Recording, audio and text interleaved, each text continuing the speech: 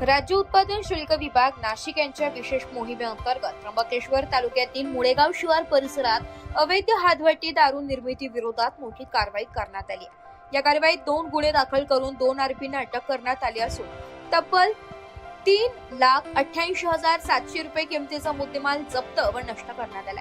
ही कारवाई राज्य उत्पादन शुल्क विभागाच्या विभागीय उपायुक्त श्रीमती उषा वर्मा, नाशिक अधीक्षक संतोष झगडे तसेच उपअधीक्षक अमृत तांबाडे यांच्या समवेत अ विभाग आणि ब विभाग म्हणून ड विभागाच्या कार्यक्षेत्रात निरीक्षक श्री नारायण गोसावी यांच्या पथकाने ही संयुक्त कारवाई केली. राज्य उत्पादन शुल्क ड विभाग नाशिक कार्यालयाने दिलेल्या माहितीनुसार 13 जून 2026 रोजी गुन्हा अन्वेषणाच्या अनुषंगाने राबविण्यात आलेल्या मोहिमेदरम्यान मुळेगाव शिवारात सुरू असलेल्या अवैध हातभट्टी दारू निर्मितीच्या ठिकाणी छापा टाकण्यात आला.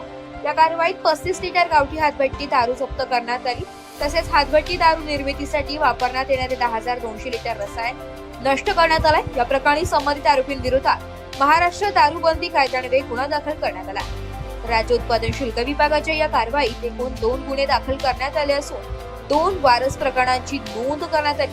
तसेच 2 आरोपींना अटक करण्यात आली आहे. कारवाई दरम्यान 35 लिटर गावठी हातभट्टी जप्त करण्यात आली. कारवाई दरम्यान 35 लिटर गावठी हातभट्टी दारू जप्त करण्यात आली आहे. तर हातभट्टी दारू निर्मितीसाठी वापरण्यात येणारे 10,200 लिटर रसायन नष्ट करण्यात आले. या संपूर्ण कारवाईत एकूण 3,88,700 किमतीचा मुद्देमाल जप्त व नष्ट करण्यात आला. राज्य उत्पादन शुल्क विभागाने जिल्ह्यातील अवैध हातभट्टी दारू निर्मिती व विक्री विरोधातील कारवाई अधिक तीव्र करण्यात येणार असल्याचं स्पष्ट केलं. तसेच नागरिकांनी अशा बेकायदेशीर कृत्यांची माहिती तात्काळ संबंधित विभागाला देऊन सहकार्य करण्याचे आवाहन करण्यात आले. अवैध हातभट्टी दारूमुळे नागरिकांच्या आरोग्याला गंभीर धोका निर्माण होऊ शकतो.